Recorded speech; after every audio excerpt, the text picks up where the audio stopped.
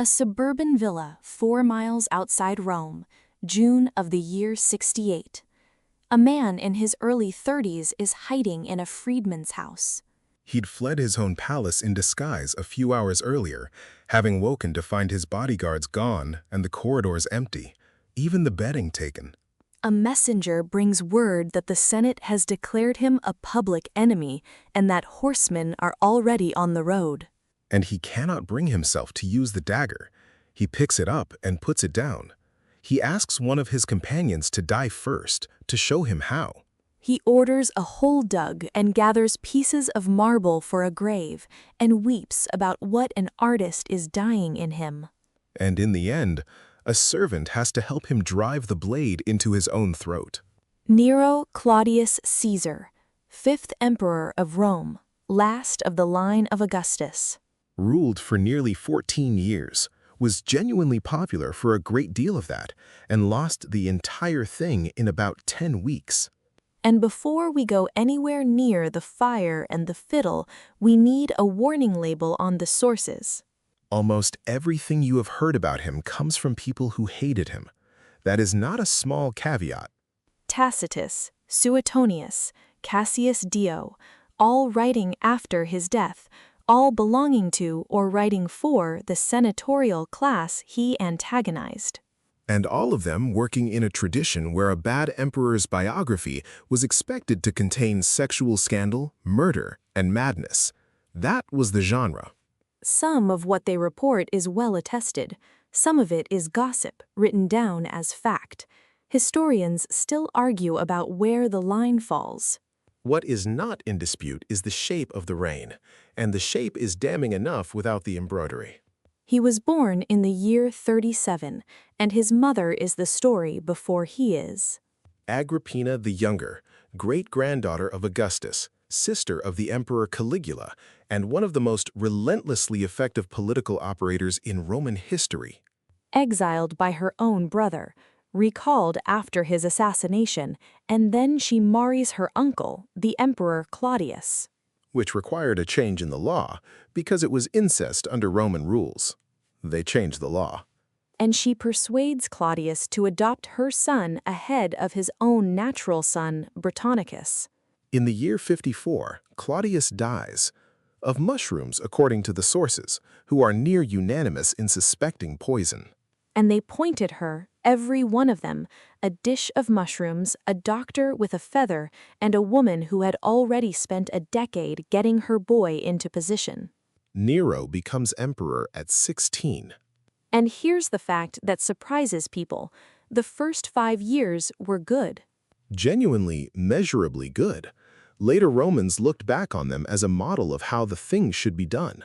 Which was largely because the boy emperor was being managed by 2 capable men, Seneca, the Stoic philosopher, his tutor, and Burrus, commander of the Praetorian Guard.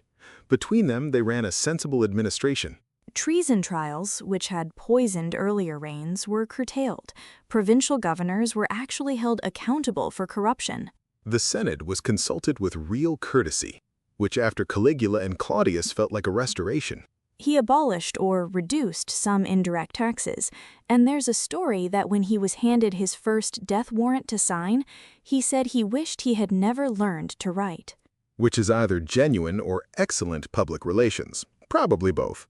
And underneath all of it, a struggle was going on for control of him, and Agrippina lost it. First, she's pushed out of influence, removed from the coinage, moved out of the palace. And then in the year 59, he has her killed.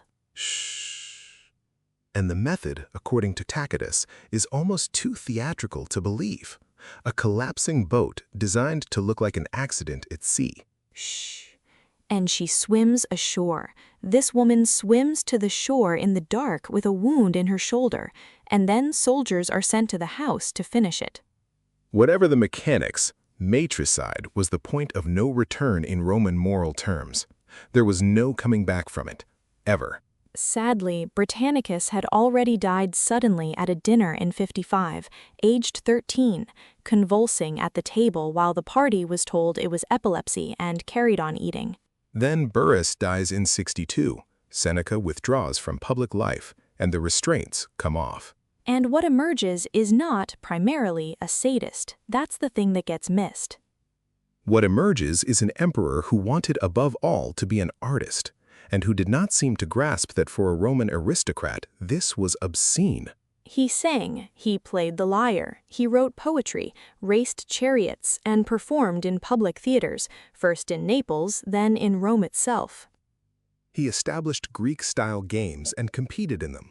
In 66, he toured Greece for over a year, performing at festivals. Festivals which were rescheduled to accommodate his itinerary, and he won every contest he entered. Including a chariot race that he fell out of. He did not finish the race and he was awarded the crown.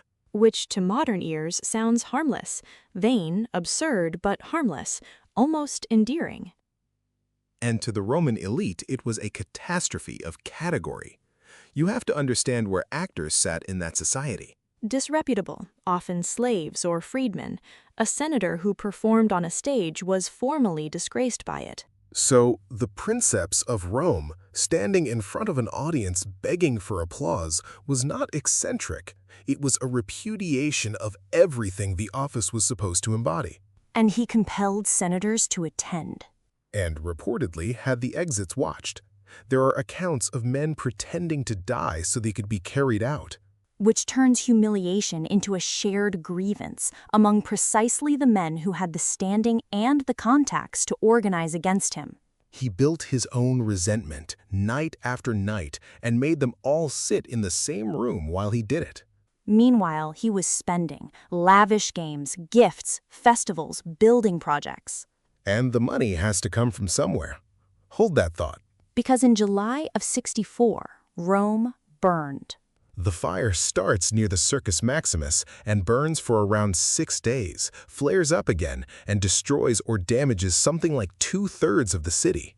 And Rome was a fire trap. Narrow streets, timber apartment blocks stacked 6 stories high, open cooking fires. Large fires were common. But nothing on this scale had happened before, and nothing like it happened again.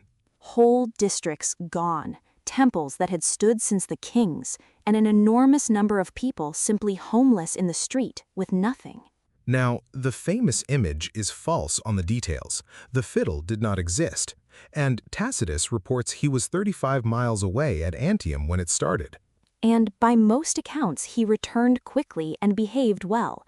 He opened public buildings and his own gardens to the homeless. Arranged emergency grain at reduced prices, and afterwards issued genuinely sensible building regulations, height limits, fireproof materials, wider streets. Which is, on the face of it, competent crisis management. And then he took the cleared ground in the center of Rome and built the Domus Aurea. The Golden Palace, an enormous pleasure palace with landscaped grounds, an artificial lake, a revolving dining room. And a colossal bronze statue of himself, over 30 meters high, standing in the entrance court. And whatever he had actually done during the fire, that looked like a man who had profited from it. He said, apparently, that he could at last begin to live like a human being, in the middle of a homelessness crisis.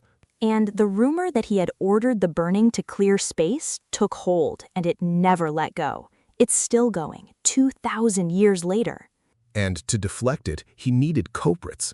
So he selected an obscure new religious sect that nobody would defend.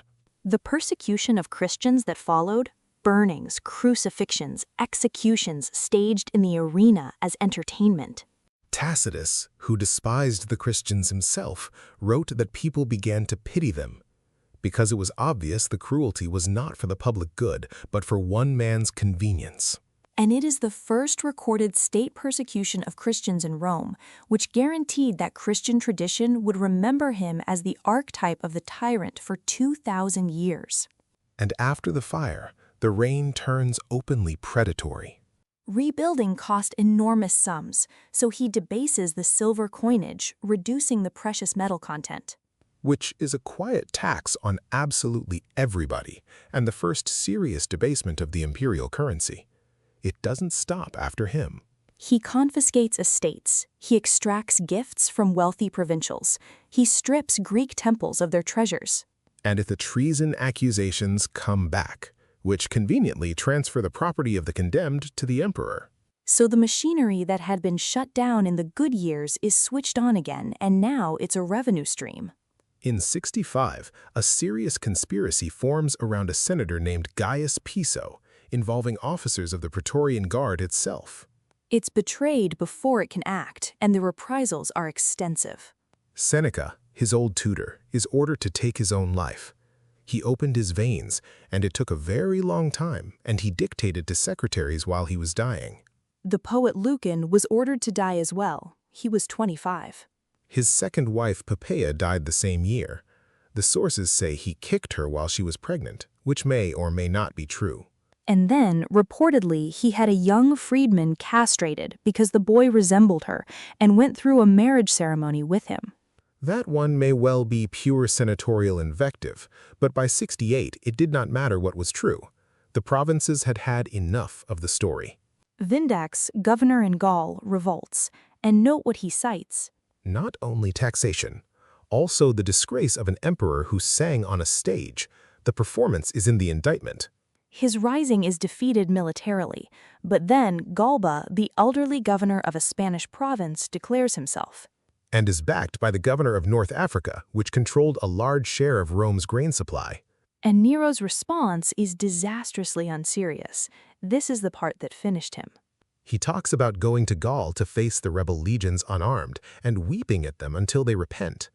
Then about singing to them. And he raises a force and puts a good deal of effort into arranging transport for stage equipment. There are men dying on frontiers, and he is organizing a baggage train for scenery. And the decisive moment isn't a battle.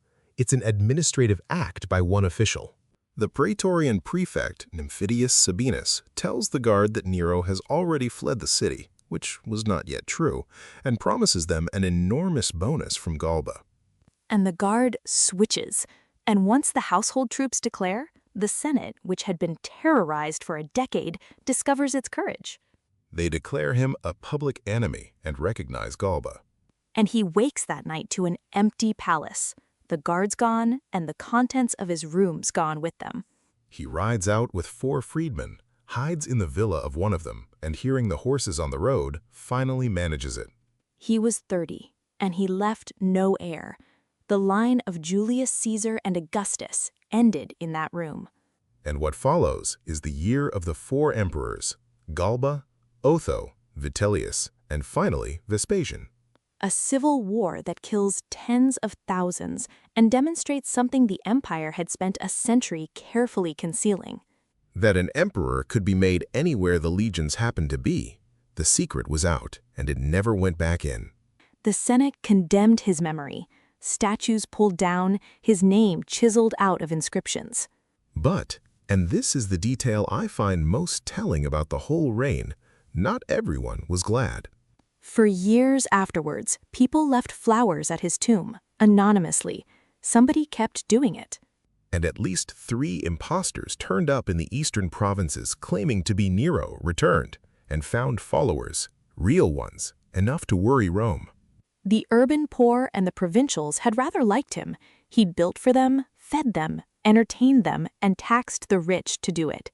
It was the men with swords and the men with votes who did not. So the verdict? He did not fall because Rome burned. He fell because he wanted to be loved by an audience and forgot that his actual audience was the Senate, the legions, and the guard. And they required something entirely different from applause. This was History But Better Podcast, Episode 14.